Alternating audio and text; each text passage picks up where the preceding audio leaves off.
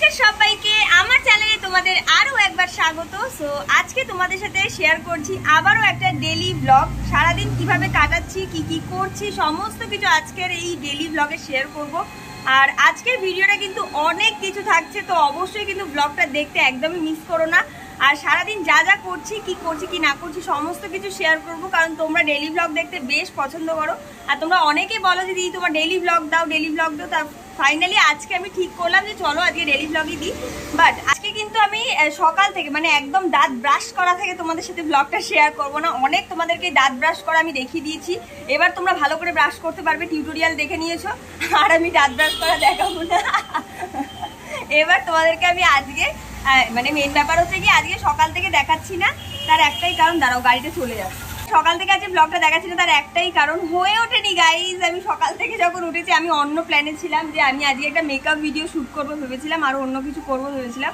But আজকে না এত কারেন্টের বিরক্তি করছে, মানে কারেন্ট থাকছে এই থাকছে না, তো লাইট মাইটের সমস্যা হয়ে যাবে, তখন সারাদিন আমাকে বসে থাকতে হবে। তো আমি ভাবলাম যে চলো তাহলে আজকে তোমাদের সাথে দিনটা একদম গ্যাপ না দিয়ে তোমাদের সাথে আমার কথা বলার সময় যত রাজ্যের বিভৎস আওয়াজগুলো হবেই হয়, মানে বিরক্ত লেগে যায়, রাগ হয়।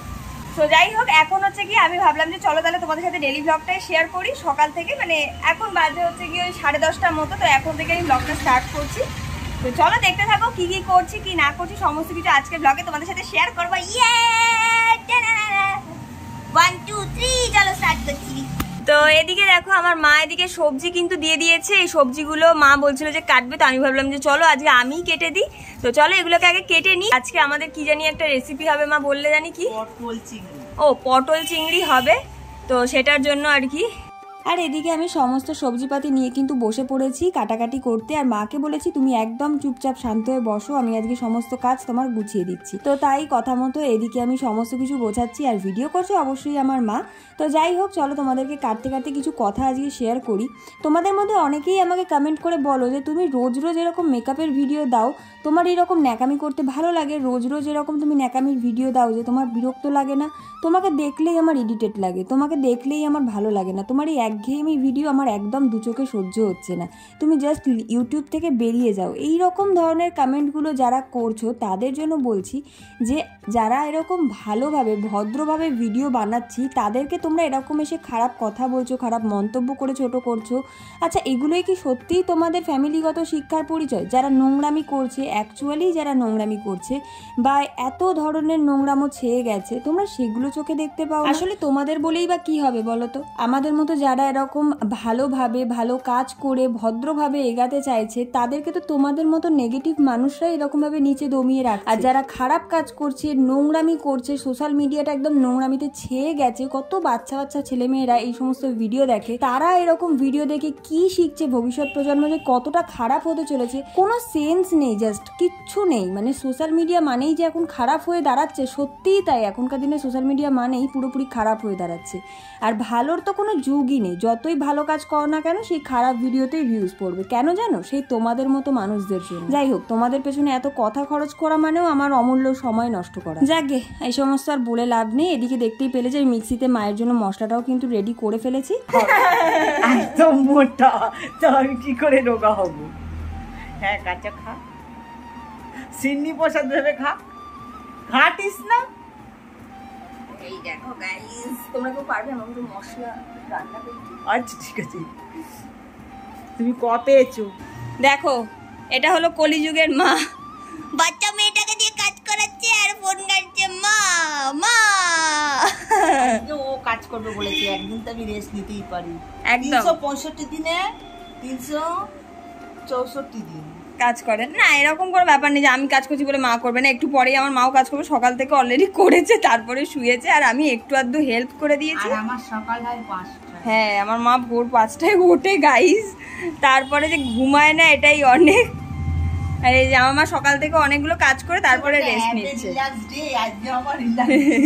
হ্যাঁ, see you not for mind, have a relax. যাকে এবার চলে এসেছি আমি এদিকে মায়ের কিছু হেল্প করতে। সত্যি বলতে মারা তো সারা বছরই আমাদের জন্য করে, বাট মায়েদেরকেও যদি এরকম মাঝে মধ্যে এক কাজটা দিন যদি আমরা কিছুটা কাজ করে দিয়ে হেল্প করতে পারি, একটু যদি রেস্ট দিতে পারি, নিজেদেরও বেশ ভালো লাগে জানো তো। বাট এই যে আমাদের একটা মোক্ষম মানে কি বলবো ভুল, সেটা হলো আমাদের এই ল্যাদ খাওয়া জীবন। এই ল্যাদ খেতে খেতে আমাদের গতরে যে কবে জং ধরে গেছে এটাই আমরা বুঝতে পারি না, আমাদের কাজ করতেই যেন এনার্জি লাগে না, আমার তো বিশেষ করে সেটাই। তো যাই হোক, আজকে অনেকটা চেষ্টা করে গতরটাকে তুলে আমি আজকে মায়ের একটু হেল্প করছিলাম। তো সেটাকে নিয়ে নিজের ওপর একটু প্রাউড ফিলও হচ্ছিল যে ফাইনালি আমিও কিছু করতে পারছি মায়ের জন্য, এরকম ব্যাপার। বাট একটা কথা তো মানতেই হবে যে মায়েদের জন্য যতই করো না কেন মারা কিন্তু কোনো দিন তোমাদের প্রশংসা করবে না, সে না করাই ভালো একদিকে। আর যতই কিন্তু তোমরা হেল্প করো না কেন মা কিন্তু সেই গতরটাকে উঠিয়ে সেই রান্নাঘরে কিন্তু আসবেই আসবে, কারণ সারাদিন শুয়ে থাকার মতো মানুষ কিন্তু মায়েরা হয় না। মানে আমাদের মতো তো সারাদিন শুয়ে শুয়ে ফোন ঘাটা আমাদের মায়েদের কাজ নয়, এটা তো মেনেই নিতে হয়। আর এখনকার যে প্রজন্ম মানে আমরা যে কী হয়েছি ভগবানই জানে। যাই হোক, এদিকে মায়ের জন্য কিছুটা কাজ এগিয়ে রাখলাম রান্নাঘরে, আর এদিকে আমি আমার ড্রেসপত্র যেগুলো রয়েছে সেগুলোকে একটুখানি আজকে ভাবলাম যে কেচেই নিই, সেগুলোকে আজকে সার্ফে আজকে ভেজাচ্ছিলাম সার্ফ দিয়ে। তো এগুলোকে সমস্ত কিছু আগে ভিজিয়ে নিই, তারপরে তোমাদের সাথে আবার কথা হচ্ছে।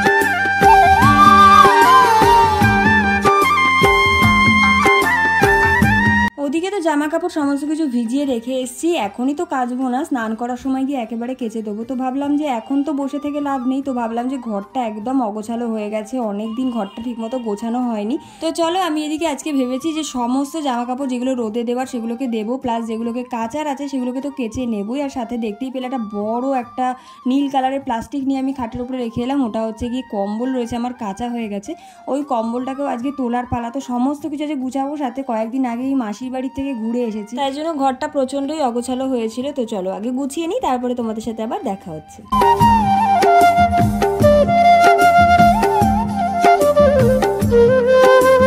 ওদিকে কিছুটা গুছিয়ে চলে এসেছি, আর এদিকে দেখলাম যে ভেন্ডিটা সিদ্ধ করতে বসিয়েছিলাম সেটা সিদ্ধ হয়ে গেছে অলরেডি, আর মা সেটাকে নামিয়ে দিয়েই গেছে।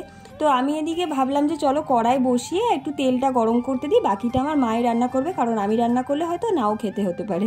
তো যাই হোক, এদিকে মা আবার রান্না করতে বসে পড়েছে। এদিকে আজকে হচ্ছে পটল চিংড়ি, তো এদিকে মা এদিকে পটলগুলো আগে ভেজে নিচ্ছে। তো চলো মা আগে রান্নাবান্নাটা করে নিই কিছুটা, তারপরে আমি তোমাদের সাথে আবার কিছুটা শেয়ার করবো। ততক্ষণে চলো আমি আমার নিজের কাজগুলোকে আগে করে নিই।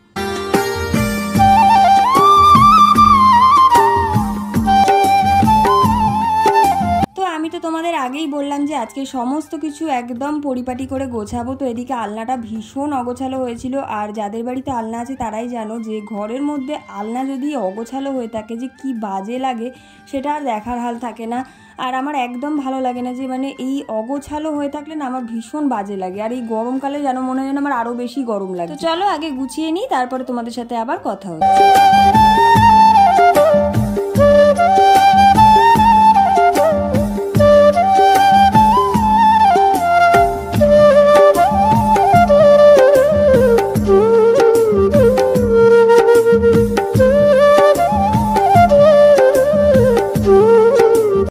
মায়ের কাছে এসে দেখলাম যে মার অনেকটাই রান্না এগিয়ে এসেছে। এদিকে কিন্তু মা চিংড়ি মাছটাকে ভেজে মশলা দিয়ে অলরেডি কিন্তু কষাকষি শুরু করে দিয়েছে, আর দেখে আর গন্ধ শুকে তো মনে হচ্ছে যে আজকের দুপুরের লাঞ্চটা বেশ ভালোই হবে। আর এদিকে কিন্তু আমি ঘরদোর ভালো করে পরিষ্কার করে নিয়েছি, আর পরিষ্কার করার পরে দেখবে তোমাদের যদি ঘরদোর যদি ভালো করে ঝাড় দিয়ে মুছে না নাও দেখবে পরিষ্কার লাগে না পুরোটা। তো তার জন্য আমি আগেই ভাবলাম যে চলো এত ধুলো ধুলো হয়ে রয়েছে, সমস্ত ধুলো বিছানায় উঠবে, তো তার জন্য আমি প্রথমেই আগে ভালো করে ঘরটাকে ঝাড় দিয়ে নিচ্ছি, এরপরে মুছেও নেব। তো চলো আগে ভালো করে ঘরটাকে ক্লিন করে নিই, তারপরে বাকি কাজ করব।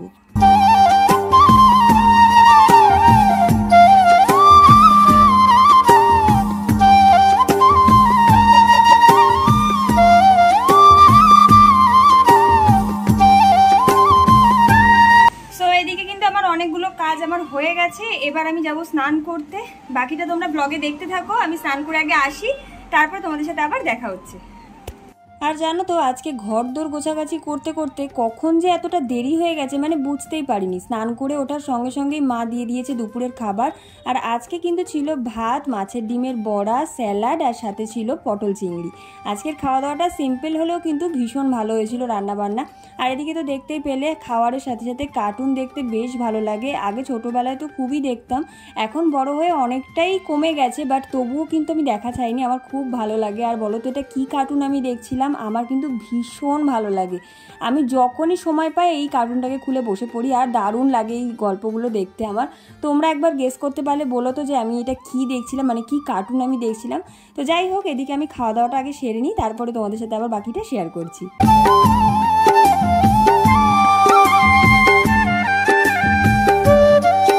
আর এদিকে দেখো স্নান করে খাওয়া দাওয়া কিন্তু আমার হয়ে গেছে, বাট এদিকে দেখছি যে আমার চুলটা এখনো শোকায়নি, তো আমার চুলটা একদম ভিজে রয়েছে। আর এখন আমার ইমিডিয়েট 2-1টা শ্যুট করার রয়েছে, তো ভিজে চুল নিয়ে তো আমি একদমই শ্যুট করতে পারবো না। তো আমার কাছে তো একটা ইনস্ট্যান্ট দারুণ সলিউশন আছে, তাই আমার কোনো চিন্তাই নেই। তো তার জন্য আমি কিন্তু সবসময় ইউজ করি আগারোর হেয়ার ড্রায়ার এই ভলিউমাইজারটা। এটা কিন্তু তোমাদের চুলকে একদমই কিন্তু কোনোভাবে ক্ষতিগ্রস্ত করবে না, তোমরা কিন্তু ইউজ করতে পারো ডেইলি বেসিসের জন্য। আমি অল টাইম এটাকে হেয়ার ড্রাই করার জন্য ইউজ করি। এটা না আমাদের চুলকে স্ট্রেট, স্মুথ, সিল্কি আর শাইন করতে হেল্প করে, সাথে সাথে ইনস্ট্যান্ট ড্রাই করে দেয় চুলটাকে, আর সাথে সাথে কিন্তু ভলিউম প্রোভাইড করে। এছাড়াও তোমরা কিন্তু পার্লারের মতো সুন্দর হেয়ার স্টাইলিংও করতে পারবে প্রফেশনাল ভাবে। জাস্ট এদিকের আর এদিকের হেয়ারগুলোর মধ্যে ফারাকটা তোমরা নিজেরাই বুঝতে পারছো। আমার তো জাস্ট দারুণ লাগে, আমি অল টাইম এই প্রোডাক্টটাকে ইউজ করি। এটা ছাড়া তো আমার চলবেই না এরকম ব্যাপার। তোমরাও যদি পারচেস করতে চাও আমার ডেসক্রিপশন বক্সে কিন্তু লিঙ্ক দিয়ে রেখেছি, গিয়ে পারচেস করে নিতে পারো। আর এদিকে দেখো আমার এখন মনে পড়লো যে সেই যে জামা কাপড় ভিজিয়েছিলাম সেগুলো কাঁচা তো হয়ে গেছে, বাট শুকোতে এখনো দিতে পারিনি। তো যাই হোক, এখনই আমাকে শুকোতে দিতে হবে, নাহলে জামা কাপড়ের অবস্থা একদম কাহিল হয়ে যাবে, নেতিয়ে পড়বে, আর আমার মার কাছে মার খাওয়া ছাড়া আর কোনো উপায় নেই। তো যাই হোক, এদিকে কিন্তু আমি জামা কাপড়গুলো শুকোতে দিয়ে নিচ্ছি, আর এরপরে আমার একটা শ্যুট আছে সেটাকে আগে করে নিচ্ছি। তো শ্যুট শেষে আমি এদিকে দেখলাম যে গাছপালার অবস্থাগুলো খুবই কাহিল অবস্থা হয়ে রয়েছে, মানে আমার থেকেও খুবই শোচনীয় অবস্থা হয়ে রয়েছে। আসলে এত তাত পড়েছে এই চৈত্র মাসে, এতটা গরম যে আমরা যেমন জল দিচ্ছি নিজেদের শরীরে, গাছপালাগুলোকে জল না দিলে গাছপালাগুলো এরকমই নেতিয়ে পড়বে, আর মরে যেতেও বোধহয় 2 দিন সময় নেবে না যদি জল না থাকে ঠিক করে। পাতাগুলো একদম খারাপ অবস্থা হয়ে গেছিলো, তাই ভাবলাম যে একটু জল দিয়ে দিই। প্রত্যেকদিন প্রায় মাই জল দিয়ে দেয়, আজকে ভাবলাম যে আমিই দিয়ে দিই, মা ঘুমোচ্ছিল একটুখানি। আর আমি জানো তো গাছে জল দিলে মাটির সাথে সাথে গাছের পাতাগুলোকেও একটু ভিজিয়ে দিই, কারণ রাস্তার ধারে বাড়ি হওয়ায় এতটা ধুলো হয় যে গাছের পাতার অবস্থাগুলো একদম সেই মরো অবস্থা হয়ে যায়। তাই গাছের পাতাগুলোকেও একটু প্রাণ ফেরানোর জন্য জল দিয়ে ভালো করে স্নান করিয়ে দিই একদম। তো যাই হোক, ওদিকে জল টল দেওয়ার পরে সন্ধে জ্বালার পরে আমি এদিকে চলে এসেছি একটুখানি সন্ধে স্ন্যাক্স বানানোর জন্য। আসলে বাড়িতে ছিল ওই একখানায় পপকর্নের পাতা, তো আমি ভাবলাম যে অনেকদিন ধরে পড়ে রয়েছে 2-3 দিন ধরে, তো আমি ভাবলাম যে আজকে চলো পপকর্নটাকে ভেজেই ফেলি। তো এখানে আমি প্রেশার কুকার বসিয়ে দিয়ে একটুখানি এর মধ্যে দিয়ে দিয়েছি পপকর্নগুলোকে। আর এই রান্না নিয়ে আর নতুন কিছু তো বলার নেই, এতই সহজ রান্না যে চাপা দিয়ে বসিয়ে রাখো নিজের মতোই রান্না হয়ে যাবে। বাট তবুও আমি নিজে রান্না করব বলে মাকে ডেকে নিয়ে চলে এলাম। এবার মা বসেছে এটাকে নামাবে বলে, আর যেই না মা বসেছে মাকে শুরু করে দিয়েছি উৎপাত করা। আচ্ছা তোমরা কারা কারা বলো তো আমার মতো এরকম মাকে অতিরিক্ত উৎপাত করো? আমি না সারা দিন আমার মায়ের সাথে এরকম করি, কিন্তু আমার মা একটু অতিষ্ঠ বোধ করে না, কেন কি জানি। যাই হোক, এদিকে দেখো পপকর্ন তো ভাজা হয়ে গেছে, এবার টেস্ট করার পালা। কেমন খেতে হয়েছে সেটাও চলো তোমাদেরকে একটু রিভিউ দিয়ে দিই।